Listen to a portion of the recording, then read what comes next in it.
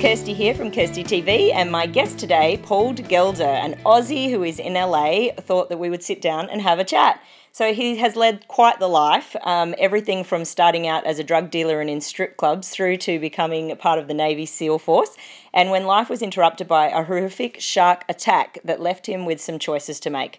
So you talk a lot in your talks about making better choices. It obviously wasn't just that one incident that kind of defined that idea of you having to make better choices. There were a lot of things before that. So where do you think it started for you? All the things that have eventuated through my life have been about making choices. And it started pretty early as well. I made a lot of bad choices. I chose to get involved with people that I probably shouldn't have, and I chose to continue that lifestyle, even though my parents frowned on it and ended up kicking me out of home as well.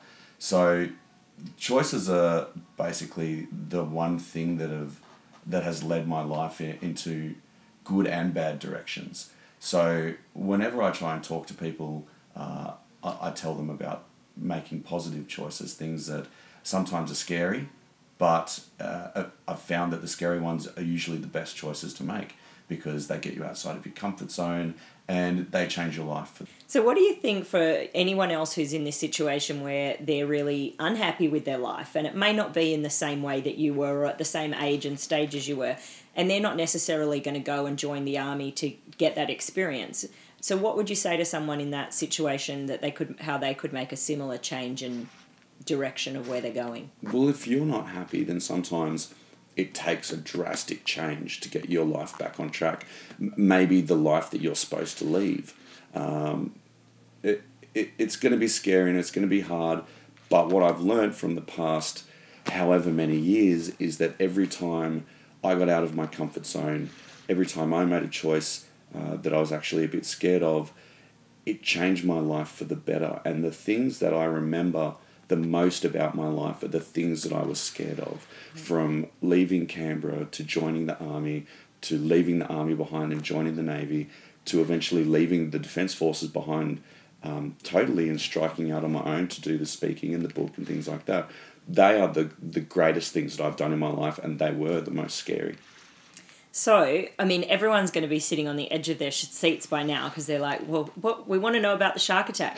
So we're out at dinner last night, and after you left the dinner table, I said to everyone, well, how do we beat that? I mean, nobody's got a story to tell at dinner after somebody's just told you about having their arm ripped off by a shark. So it was pretty boring after you left. So let's talk a little bit about that. So where did that sort of story begin for you? That was when it began with me leaving the army and joining the Navy clearance divers. And the clearance divers have an assortment of jobs.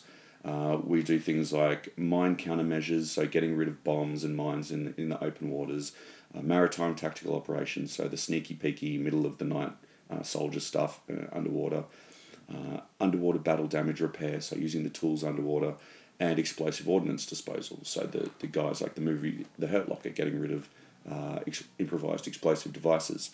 So I've been doing that for about 5 years, and we were doing a counter-terrorism exercise in Sydney Harbour, not far from the Opera House, just at the Navy base where they berth all of their warships.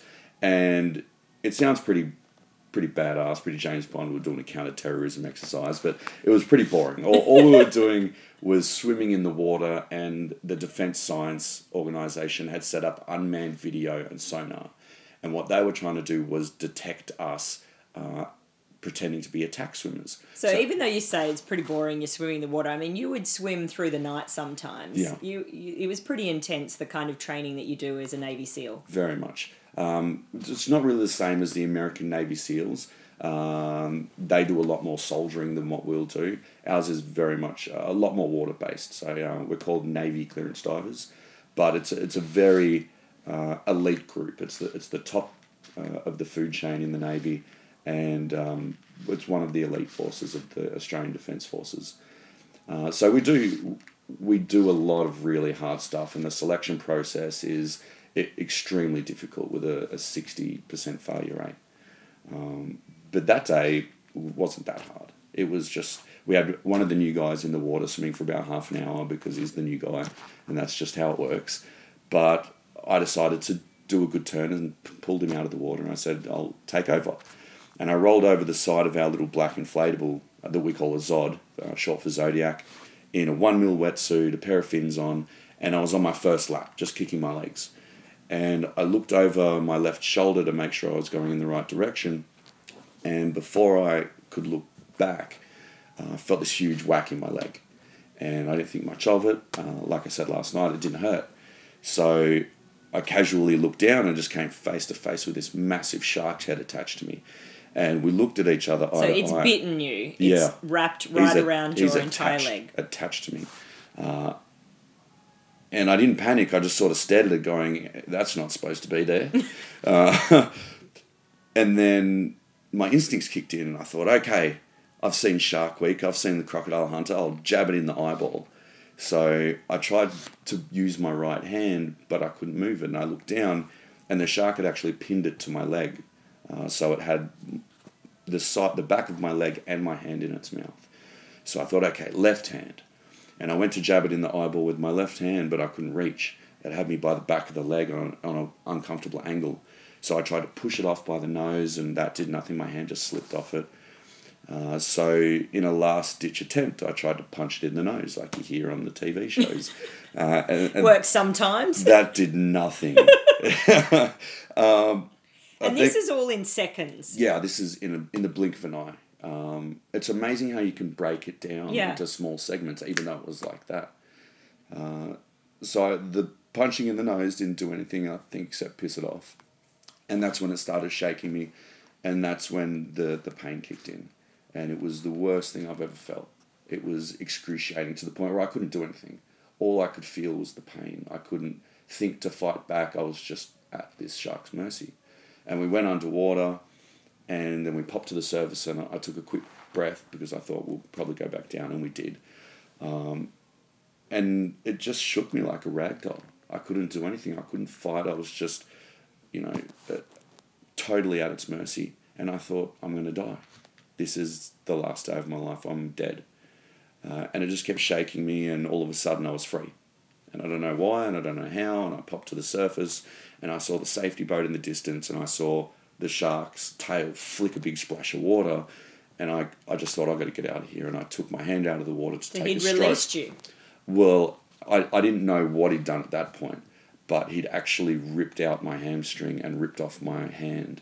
I saw some of the photos online. Yeah, they're pretty gruesome. Oh my gosh. And you said you've had people pass out in seminars looking at them. But literally, I mean, it must be very surreal even now to look back, because how many of us get a bite taken out of us? I mean, things happen all the time. People have accidents, cuts and scrapes. But other than when you're an animal, you don't really get something taking a huge chunk out of you. Yeah, it's one of our primal fears, I think. One of the things that people are most afraid of, being eaten alive. Yeah. And there's actual video footage of it, of the attack. Your attack? Yeah. Wow. And people say to me, how do you feel when you're watching this? And I don't see it from that angle. I had a front row seat, so watching that doesn't feel like it's me. Yeah. But you can see in the video where I went to take that first stroke, and I took my hand out of the water to take that stroke, and it was gone. My arm just finished at the end of my wetsuit. So I just went into panic stations, and I just started swimming one hand and one leg to get to the safety boat, and I thought I was going to die again. I just thought, there's no way I'm getting out of here. The shark's going to grab me again, and I'm going to die. Because I was struggling to stay afloat. But it didn't come. The shark didn't grab me, and the guys in the boat got to me and pulled me out of the water, and they sprung into emergency stations, and everything ran like a well-oiled machine. Their first aid training kicked in, and they basically saved my life. Well, and you were saying as well that when you saw that your hand was gone last night, you were telling us how you actually kept it out of the water because your safety training kicked in. So again, everything's happening in 10 seconds. I just can't even believe what the human brain can think of. Yeah, how the processes work. Remembered all of your training and what to do and what not to do is quite phenomenal. I guess that's the benefit of being trained by the military for a decade. Yeah. You are taught to remain calm under pressure in extremely stressful situations. Mm-hmm. And I guess some people do and some people don't. but I was just totally focused on staying alive. Well, and you know, a friend of mine, he was in a horrific fire accident. He burnt something like 60% of his body. And similarly, he'd had training around fire just, I think it was like a year before. So do you ever think sometimes that there were certain things that happened or in their, you know, your life and journey that were almost pieces to the puzzle that had you not had them, you wouldn't be here today? Very much so. The fitness, the intense fitness that I had, my medical training, all of those things came into play to keep me alive that day. And even after the attack and throughout the recovery, mentally and emotionally as well, having been through so much struggle in my earlier life, I guess made me a little more resilient than a person might normally be. So I realised that, you know, things are bad now, but I've been in bad situations before, and we can get through this and we can make it better, but it's up to us. You know. And what about on the flip side, or I guess the spiritual or your destiny side of things? I mean, you shared that you had a fear of sharks from a very young age. So do you feel almost like it was destined in some ways? Like I created it out of my fear. I don't know, because I don't know anyone who's been in the water since they were 2 and been so involved in swimming and had such a fear of sharks. And so do you think that there was a part of this that... I don't know. All I know is that the guys at work were amazed that out of all the people that could have got bitten, it was me. Because they knew, even from basic course, that I was scared of sharks, to the point where they'd bring in photos of great whites and pin them on my locker and say, you know, that was seen out there today. And so you got rid of that fear now. Yeah, I don't have that fear anymore. I figure, what's the chance of that happening again?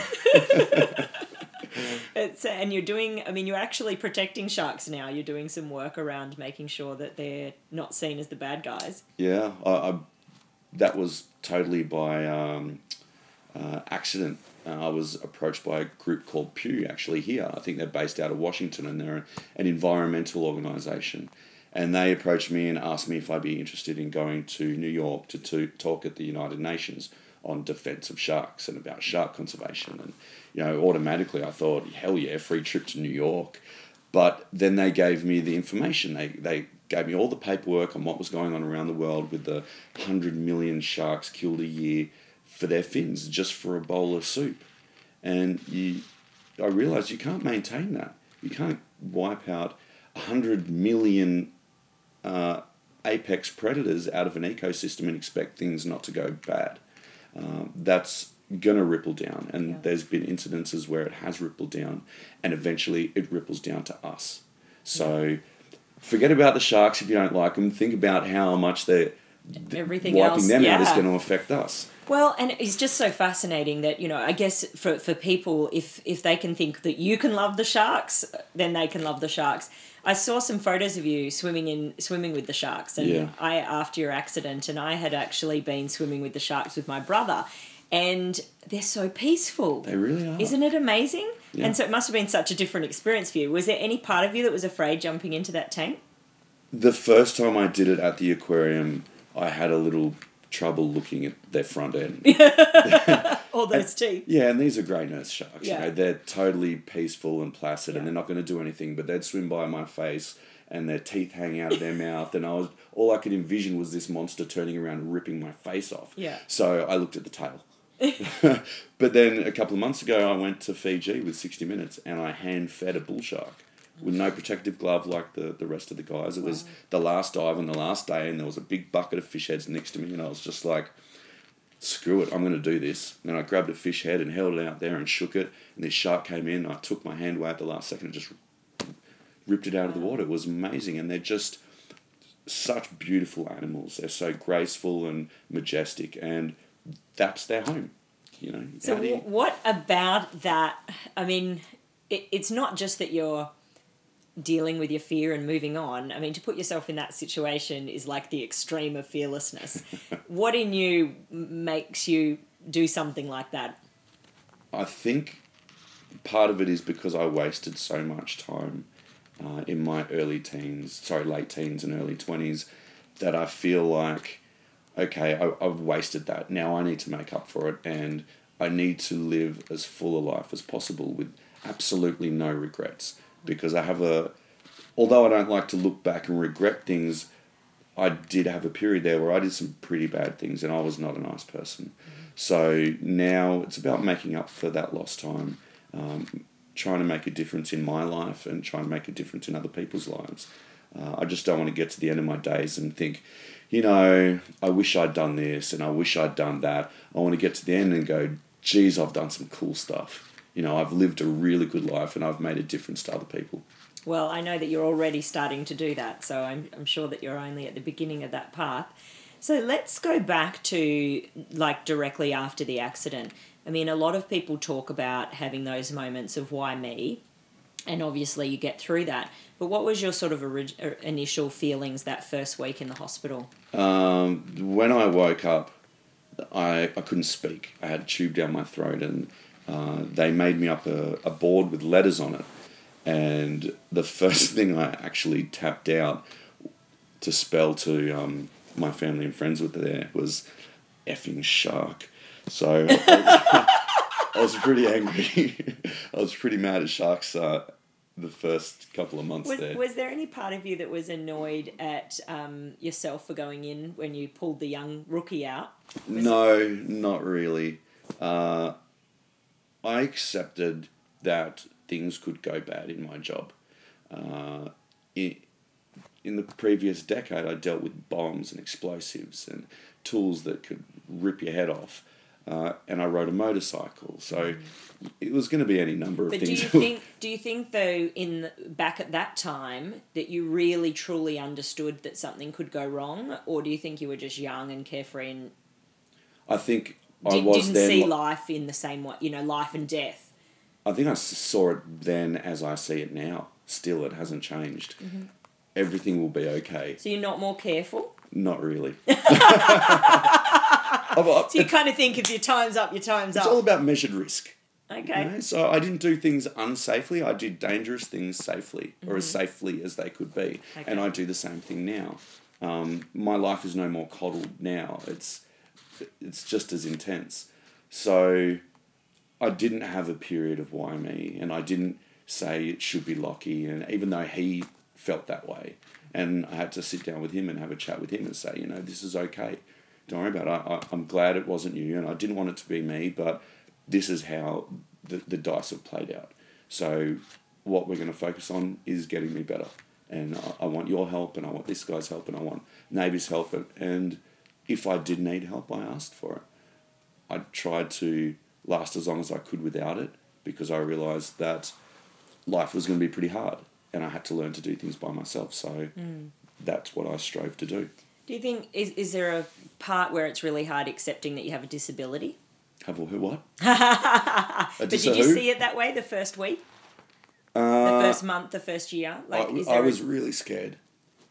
I was really scared about how my life was going to play out.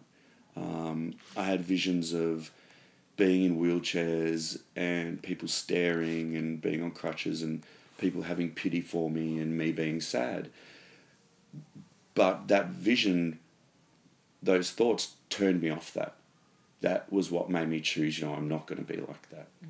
I'm not going to give in, and I'm not going to be this stereotypical disabled person that people feel sorry for. That's not who I am. That's not my life. So I chose not to have that. And I figured if people are going to look at me and they're going to stare, then instead of the pity, I want maybe the awe or the feeling proud for the things that I achieved. So I put in hard work. I put in hours and hours and weeks and months of hard work so that I could achieve just as much as anyone else. And more. And sometimes more. Yeah. I think there's a lot of people that you'd be, wouldn't be spending the time at the gym that you do and adapting all the equipment so that you can continue to do your weights. Yeah, well, I wanted to go back to work. So if I was going to mix it with the younger guys coming through and my buddies, then I needed to be as good as them. So with one arm and one leg, I had to train 3 times harder to be half as good, but I still did it. So I heard in one of the interviews your mother said that you don't really accept weakness. Not really. I've been known to be pretty hard on the trainees that come through, because if I can do it, then they have to do it better than me. Weakness is just, that's putting limitations on yourself. And we're not supposed to do that. So what do you miss the most?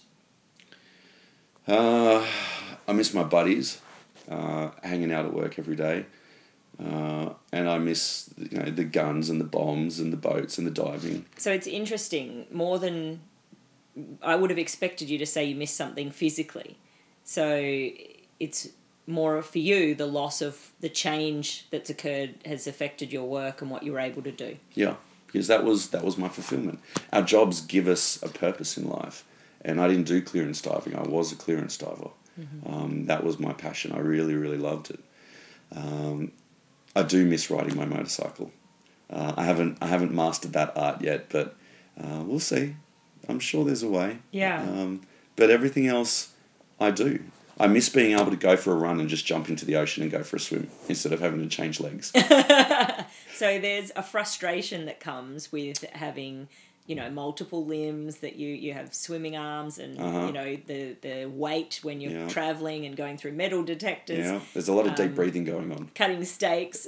So what's been the biggest frustration for you? It's the smallest things. You think it's the big things, but it's the things that are small because they're supposed to be so easy, like opening a can, using a dustpan and broom, threading your buttons and trying to thread a needle and sew buttons and things like it's the small things that are infinitely frustrating. Were you a patient person before this? No, I don't like waiting. Well, I could always do things really quickly, and now it's like, okay, take a deep breath, because if you don't, you're going to throw something out of a window. So it's I found a cheaper way to do it. Just relaxing, patience and perseverance are key. So when this all first happened, obviously there's a certain transition in accepting it. What do you think the stages? Did you go through the grieving and the anger and all of that? Did you go through kind of the 5 stages? No one really ever laid it out to me. I didn't have a counsellor to talk to. They did send one, but it came very early on, in about the first 10 minutes of talking to her, that she didn't really know how to deal with someone like me. Like a very high-end person who didn't really need to talk about feelings. The way I felt about it was, okay, if I can get my body going, my mind will follow. Mm-hmm. Because I'm a very physical person, and not having the physicality is what is going to drag me down. So down the track, have you changed your mind on that at all? Do you think that people should have any counselling? I think it should be on a case-by-case basis. Mm-hmm. If you want to talk to someone, I think it's very handy. In saying that I didn't talk to a counsellor, I did talk to my friends. Mm-hmm. I did talk to my family. They were my counsellors, so the people that knew me. And even after that, doing the public speaking, the amount of times I've talked about the incident and really given a lot of myself in these presentations, I feel like that's been good counselling as well. Yeah. So what was the lowest moment in the first 12 months after the accident? The lowest moment was straight after having my leg removed. I had a very bad reaction to the drugs, and they didn't work. And I laid in a hospital bed for 8 hours in complete agony, where I couldn't do anything but roll side to side and cry. And at that point I wanted to die.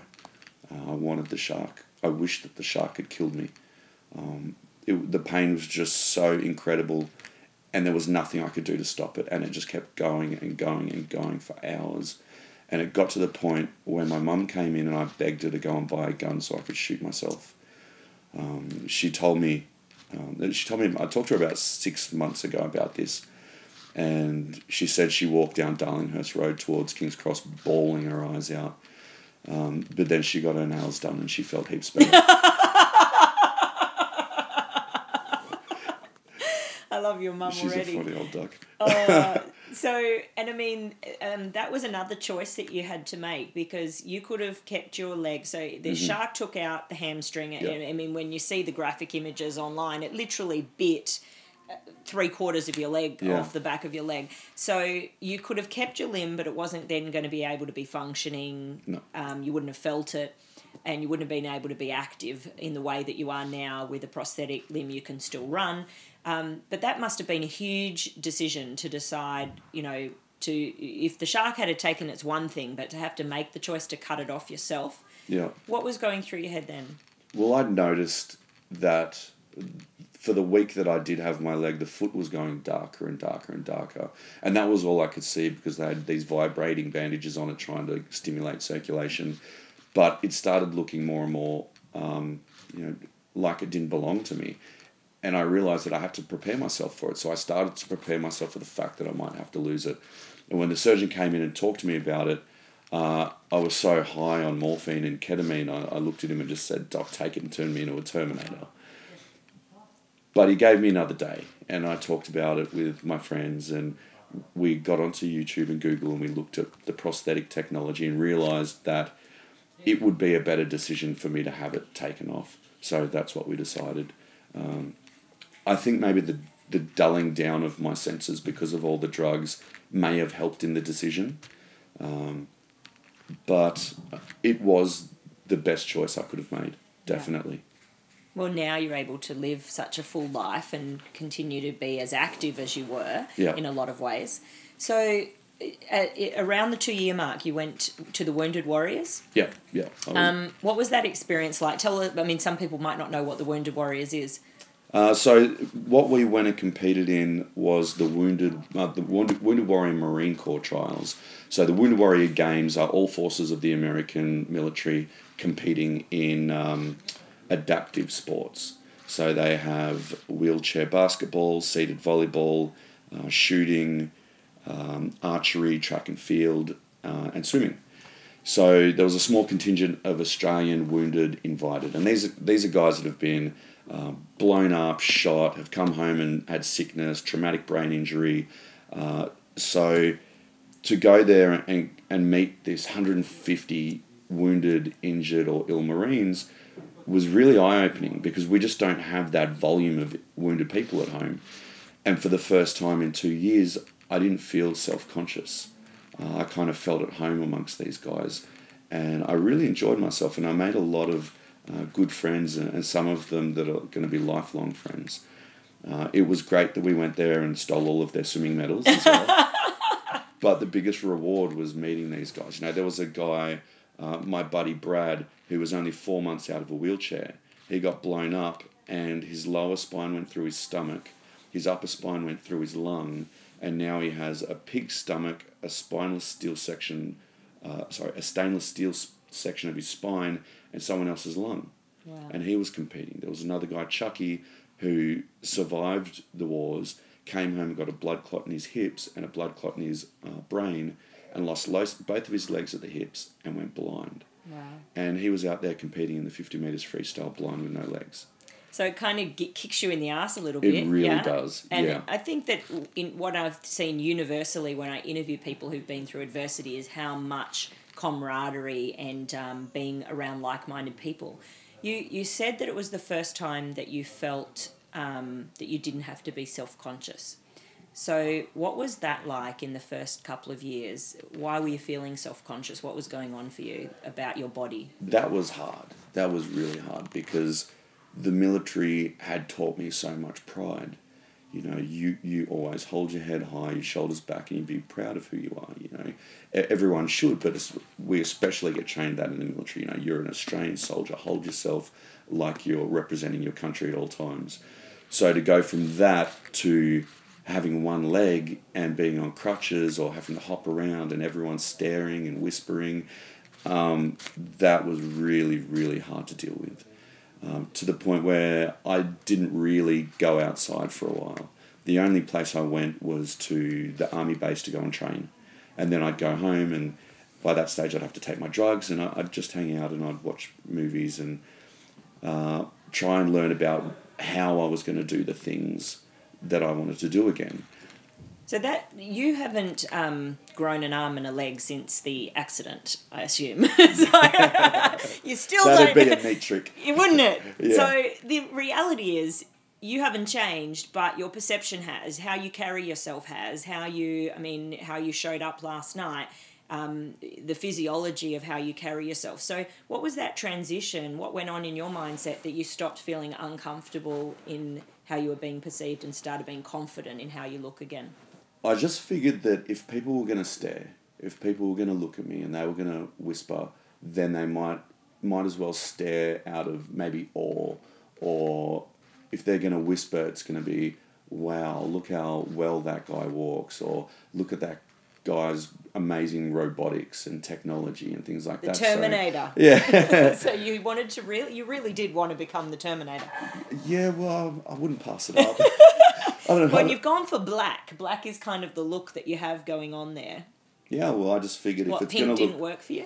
I tried pink, it just didn't match my eyes. Pink and blue, So I chose stuff that was going to look badass instead of fake. So tell me, you last night you said that you don't like to see it as a blessing. You're not one of those people that kind of says, this is the best thing that ever happened to me. Yeah. How do you see it? I see it as... It's something that changed my life in a positive way because of the choices that I made. I see it as an incident, as a life lesson. My problems that I have are no bigger or better than anyone else's. They're just a little bit different, and the physical tools that I use to manage with them are different to other people's, but the emotional and mental tools are the same as everyone else's. So it's just another problem or struggle that I have had to overcome. What would be the greatest tool in your toolkit that you think that others could use? The greatest tool that I feel I've come to a realization about is knowing your triggers. So knowing what causes you to be sad or mad or angry or jealous, and also what makes you happy, positive, motivated, and joyful. Mm-hmm. Because as soon as you realize that, say, getting into an argument with your spouse causes you to get really angry, you can combat that by going, okay, well, I don't need to argue. I can discuss this, or I can manage this in another way.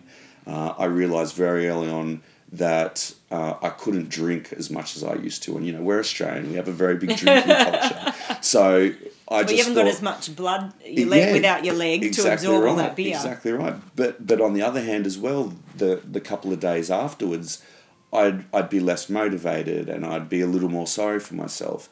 So I thought, okay, I know what causes me to be unmotivated, so I've got to wind that back a little bit. Mm-hmm. So I don't drink anywhere near as much as I used to in my old Army and Navy days. And I know what makes me happy. Training and fitness makes me happy, and doing things for other people makes me happy. And if everyone can work out the little things in their life that set them off like that, for the negative and the positive, you can combat the things that make you sad and angry and having a bad life, and you can start moving towards a better life. So I've heard you talk a little bit about doing things for other people and how happy that makes you. When did that sort of, obviously as a drug dealer, that wasn't sort of, well, maybe I was making people joyous. That's right. I was only dealing weed, so. So when did that sort of start to come into your life, and how have you seen how much joy it's brought into your life? The first time was when my public speaking started, and I'd been asked to do public speaking before by corporations, and I kept saying no. Look, honestly, I'd rather defuse a bomb than public speak. But I was asked by Canteen, the Cancer Camp for Kids, to talk at one of their camps, and how do you say no to kids with cancer? So I was like, sure, okay, I'll come along, and I was really scared. I was really nervous. And I got there and I did my first presentation. And I got to the end and I asked the guys if they had any questions. And one of the kid put his hand up and he said, "How much is your watch worth?" And I was like, all right. And then another kid said, "Oh, are they the new Nikes?" And I was thinking, what? And everyone goes, "Have you ever killed anybody?" And I'm like, oh my God. But I walked away from that with this sense of reward and fulfillment that I'd never had before. I'd gone in there and I'd told these kids a little story, and for a brief moment maybe I'd helped them forget about their illnesses and forget about their sicknesses. And they also gave me something to remember as well. I met a guy, a 19-year-old kid there, and he went to sleep one night, and he woke up 2 months later with meningococcal and didn't have his hands or his feet. So when I have a bad day, I think about him and some of the other kids I've met since then, and I think, I don't have any problems. I deserve to be happy and positive and motivated because there's people out there in the world with real problems, and maybe instead of feeling sorry for myself, I can try and help some of them. So, if you had a minute, you've got the entire planet's attention, and you've got a minute to tell them one message, what would you say? I would say human beings are not born with a single instinct. We're the only animal on the planet that's not born with a single instinct. We don't pop out and go straight for the nipple. We don't get out and start trying to walk. We are basically useless. Everything that we do has to be learnt, practiced, perfected, and put into action. Everything. From our sports to our work to the basic things like walking and speaking and learning our times tables. I just figured that happiness, motivation, and positivity are just like that. Everything has to be practiced, learned, put into practice, perfected, and that's just how we develop it. And it's not always put into practice, perfected. Yeah, sorry, learned, practiced, put in. Oh, no, I forgot. Learned, practiced, perfected, and put into action. Okay, four things. We got it, everyone. But it's not easy. No. If we practice our sadness and we look at the negatives all the time, that's how you get sad. Like depression is defined as long, intense periods of sadness. Yeah. And that's because you practice that. I'm not talking about the chemical imbalances and the doctor stuff. I realise there's that. But sometimes there's just sad people. Yes. So if you can practice your motivation, practice your positive, practice looking at the bright side of life, practice looking at the good things that you have or the good things that you can achieve if you stay motivated. I do that all the time because it's not a resource that can be just given and it's always going to be there. Yeah. It always has to be topped up. I like that. So what would you say to your 20-year-old self? Get the hell out of Canberra. What was ahead for him? Yeah, there's some trying times ahead, but I'd say just try and be happy. Just keep doing what you're doing. You're eventually going to get there. I don't think I'd change a thing. You think you're making better choices now? Very much so. And even though it took some extremely hard days, it's made me who I am now, and I'm a pretty happy person. You are. Well, high five. High five. That's how I like to end my interviews. High fives are a hug. So thank you so much for being here. I've had such an absolute pleasure. I could talk to you all day, but I don't know if they'd listen all day. So we'll leave it there. Thank you very much. Thanks for having me.